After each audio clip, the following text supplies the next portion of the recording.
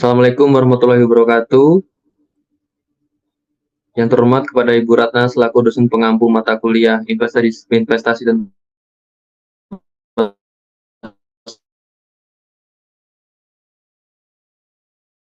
pasar modal dan akan mempresentasikan. Oke, next.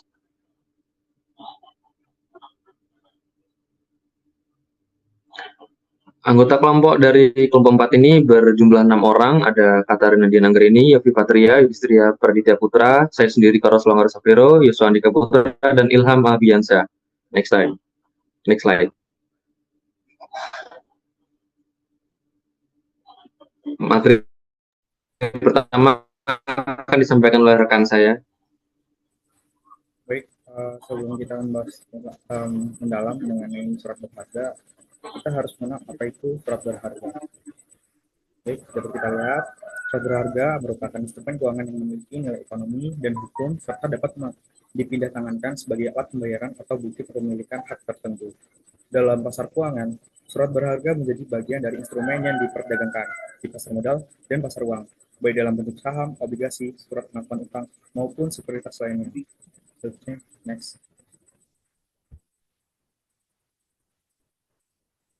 Next. Next. Next. Next. Oh, udah. Sorry. Baik. Nah, di surat berharga itu kami bahas tentang dua, yaitu ada obligasi dan saham. Yang pertama adalah obligasi. Langsung saja tentang bagaimana menggunakan obligasi atau bagaimana menilai surat berharga obligasi. Sebelum itu kita harus mengenal obligasi. Obligasi adalah surat utang dengan jangka waktu menengah atau panjang yang dapat dipindahtangankan. Surat ini berisi janji dari penerbit untuk membayar bunga atau kupon pada periode tertentu dan melunasi pokok utang pada waktu yang telah ditentukan kepada pemegang obligasi. Lalu metode yang kita gunakan ini ada bisa menentukan harga wajar obligasi dengan menghitung nilai sekarang atau present value dari aliran kas yang akan diterima di masa depan. Perhitungan ini melibatkan dua komponen utama, yaitu bunga atau kupon yang dibayarkan secara berkala oleh penerbit obligasi. Yang kedua adalah metode nilai nominal atau pokok utang yang akan dibayarkan pada saat jatuh tempo.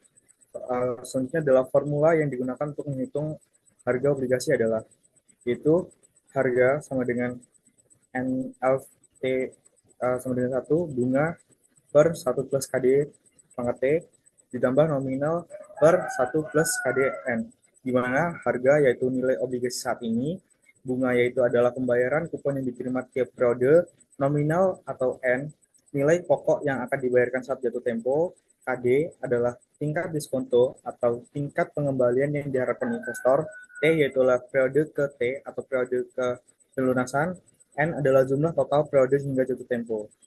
Baik, selanjutnya akan dipaparkan oleh rekan saya.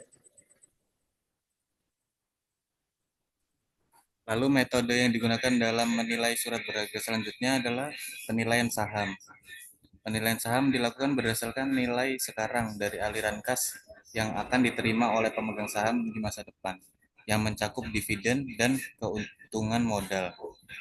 Untuk penilaian saham ini ada beberapa rumus. Yang pertama adalah model dividen konstan, yang dimana rumusnya adalah PO sama dengan PV D1 per 1 plus KS pangkat 1 ditambah P1 per 1 ditambah KS pangkat 1. Next slide. Lalu metode yang selanjutnya adalah metode penilaian saham juga, dan ada beberapa rumusnya juga, yaitu model dividen tumbuh dengan tingkat pertumbuhan konstan, yang dimana rumusnya adalah PO sama dengan D1 dibagi KS dikurang G. Lalu model yang selanjutnya adalah model dividen dengan tingkat pertumbuhan yang berbeda. Dapat dilihat dalam gambar di PowerPoint tersebut. Next slide. Lalu selanjutnya adalah faktor-faktor yang mempengaruhi nilai surat berharga. Nilai surat berharga dipengaruhi oleh berbagai faktor yang dapat dikelompokkan menjadi faktor internal dan eksternal. Faktor internal mencakup kinerja keuangan penerbit surat berharga seperti profitabilitas, likuiditas, dan struktur modal.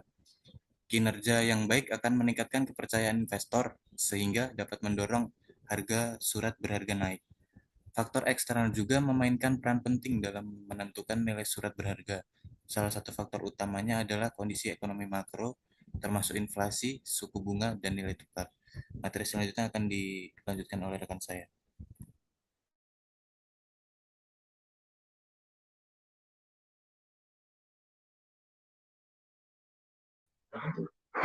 Selanjutnya ada faktor-faktor yang menentukan naik turunnya saham. Yang pertama, kondisi makro dan mikroekonomi. Kondisi makroekonomi mencakup faktor-faktor seperti pertumbuhan ekonomi, inflasi, suku bunga, dan kebijakan moneter yang diterapkan oleh pemerintah.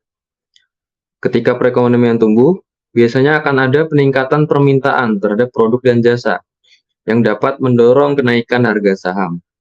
Sebaliknya, kondisi resesi atau inflasi yang tinggi dapat menyebabkan penurunan nilai saham.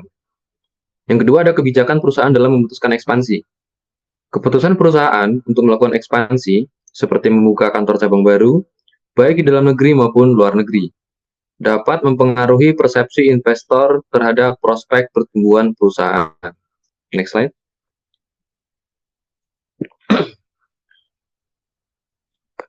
Selanjutnya ada pergantian direksi secara tiba-tiba.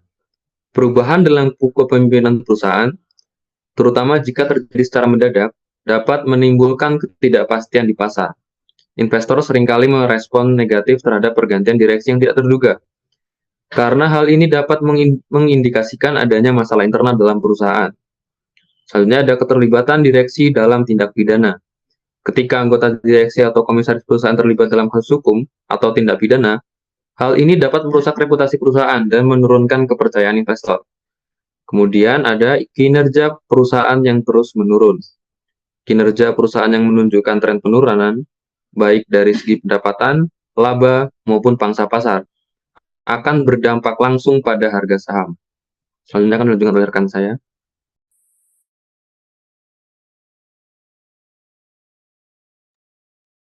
Baik, selanjutnya ada faktor-faktor yang menentukan naik turunnya saham. Ada dua faktor yang menentukan naik turunnya saham, yaitu ada risiko sistematis. Risiko sistematis adalah risiko yang tidak dapat dihindari dan mempengaruhi seluruh pasar atau sektor industri. Contohnya, krisis ekonomi, perubahan kebijakan, pemerintah, atau bencana alam. Yang kedua ada efek psikologi pasar. Psikologi pasar memainkan peran penting dalam menentukan harga saham. Faktor-faktor seperti sentimen investor, rumor, dan ekspektasi dapat mempengaruhi keputusan jual beli saham. Next. Selanjutnya ada dampak dari penurunan harga saham. Terdapat 4 dampak dari penurunan harga saham, yaitu yang pertama, dampak terhadap kepercayaan investor. Salah satu konsekuensi paling langsung dari penurunan harga saham adalah berkurangnya kepercayaan investor. Ketika harga saham suatu perusahaan mengalami penurunan, investor cenderung merasa khawatir tentang prospek masa depan perusahaan tersebut. Dampak yang kedua yaitu dampak terhadap kinerja perusahaan. Penurunan harga saham dapat berdampak langsung pada kinerja perusahaan. Salah satu efeknya adalah kesulitan dalam mengakses modal. Perusahaan yang mengalami penurunan harga saham mungkin akan kesulitan untuk menarik investor baru atau mendapatkan pendanaan melalui penerbitan saham baru. Dampak yang ketiga ada dampak terhadap reputasi perusahaan. Reputasi perusahaan juga dapat berpengaruh terhadap penurunan harga saham. Ketika harga saham turun, hal ini dapat menarik perhatian media dan publik yang seringkali berfokus pada aspek negatif dari situasi tersebut. Dan dampak yang terakhir ada dampak terhadap pasar secara keseluruhan. Penurunan harga saham pada suatu perusahaan juga dapat memiliki dampak yang lebih luas pada pasar secara keseluruhan. Jika perusahaan tersebut merupakan bagian dari indeks saham yang lebih besar atau merupakan pemain utama dalam industri tersebut, penurunan harga saham dapat memicu penurunan harga saham di sektor yang sama atau bahkan di seluruh pasar. Hal ini dapat menciptakan efek domino di mana investor menjadi lebih cemas dan mulai menjual saham di perusahaan lain yang pada giliran dapat menyebabkan penurunan lanjut di pasar. Next. Selanjutnya ada obligasi. Definisi obligasi. Obligasi merupakan instrumen keuangan yang penting dalam investasi dan pembiayaan. Sebagai surat utang, obligasi diterbitkan oleh pemerintah atau perusahaan untuk mengumpulkan dana dan masyarakat. Obligasi adalah surat pengakuan utang yang diterbitkan oleh suatu entitas seperti pemerintah atau perusahaan yang mendapat dana dari investor. Kode dari obligasi diantaranya ada AAA, itu artinya singkatan nama dari perusahaan penerbit obligasi. Lalu ada BB, yaitu kode untuk nomor obligasi yang diterbitkan. Lalu ada CC, yaitu suku bunga, jika mempunyai beberapa suku bunga dan opsi turunan. Lalu ada D, yaitu tipe dari obligasi, yaitu B atau bonds, C yaitu convertible bonds, W bonds with warrant, T medium term notes, Y money market, dan M miscellaneous.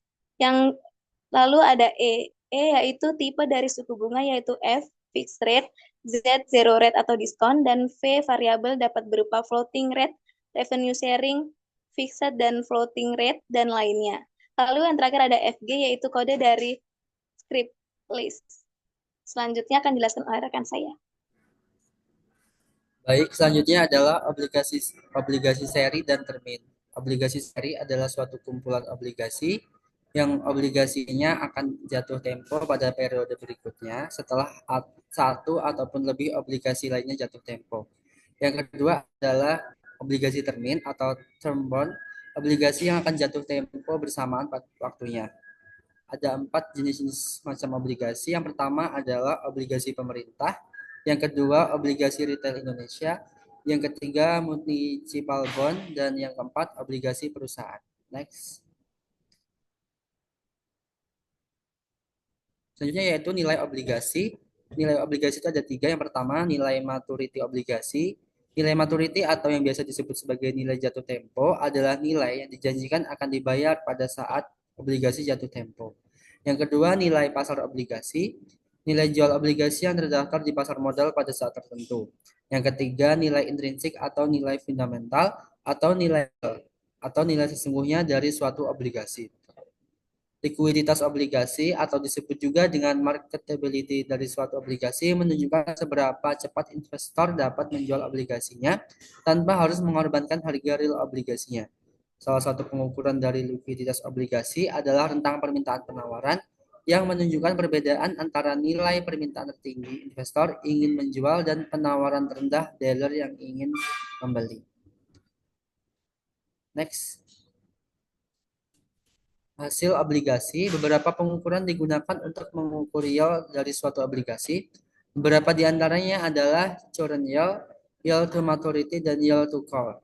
Hasil sekarang atau current yield dapat diukur dengan cara nilai kupon setahun dibagi dengan nilai pasar obligasi saat ini.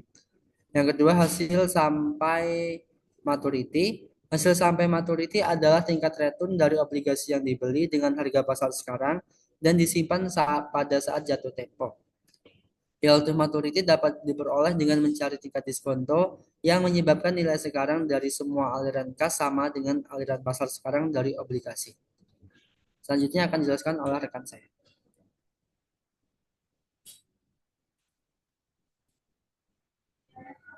Jadi kesimpulan dari materi yang telah dibacakan oleh rekan-rekan saya, jadi surat berharga ini merupakan instrumen keuangan yang dapat dipindah tangankan dan memiliki nilai ekonomis serta hukum. Penilaian obligasi dan saham ini didasarkan pada nilai sekarang dari aliran kas masa depan. Nilainya dipengaruhi oleh kinerja keuangan, penerbit, dan kondisi ekonomi makro. Pemahaman mengenai karakteristik dan faktor yang mempengaruhi nilai surat berharga penting untuk pengambilan keputusan investasi.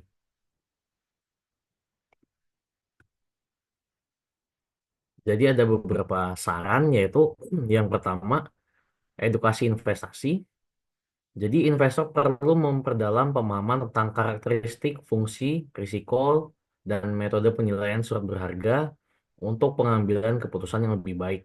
Yang kedua, regulasi dan transparansi. Pemerintah dan otoritas pasar modal perlu memperkuat regulasi dan transparansi informasi untuk melindungi investor dan menciptakan pasar yang sehat. Yang ketiga, diversifikasi investasi. Jadi investor disarankan untuk mendiversifikasi portofolio guna mengurangi risiko akibat fluktuasi harga. Dan yang terakhir, yaitu pengawasan risiko. Jadi, evaluasi berkala terhadap kinerja surat berharga dan faktor eksternal diperlukan untuk pengambilan keputusan yang adaptif. Untuk contohnya, kita punya studi kasus tentang obligasi pemerintah, obligasi yang diterbitkan dalam nomor FR 0098. Jadi studi kasus ini membahas tentang obligasi pemerintah Indonesia pada seri FR 0098. Ini diterbitkan pada tahun 2022 dengan kupon tetap 6,875% per tahun dan tenor sepanjang 15 tahun. Jadi jatuh temponya tahun 2037. Analisis per Februari 2024, yield pasar sekunder berada di angka 6,4% lebih. Jadi yieldnya ini lebih rendah daripada kuponnya. Dan harga pasar berada di kisaran 103 sampai dengan 104. Ini harga pasar premium. Jadi ada beberapa alasan mendasar kenapa harga pasar tersebut menjadi harga pasar premium. Yang pertama ialah penurunan suku bunga BI. Penurunan ini membuat obligasi dengan kupon tinggi lebih menarik. Terus ada peningkatan peringkat kredit Indonesia.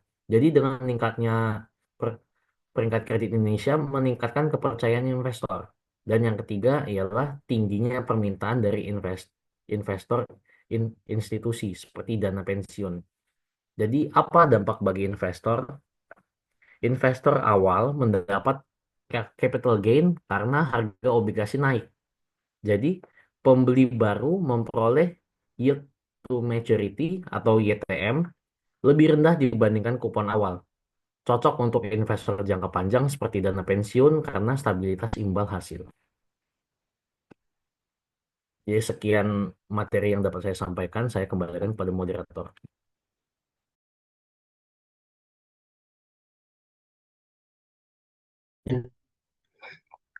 Baik, itulah hasil pemaparan dari kelompok kami, kelompok 4, terkait penilaian surat berharga. Kurang lebihnya kami mohon maaf, apabila ada salah kata kami juga mohon maaf, kepada Tuhan kami mohon ampun. Saya akhiri, wassalamualaikum warahmatullahi wabarakatuh.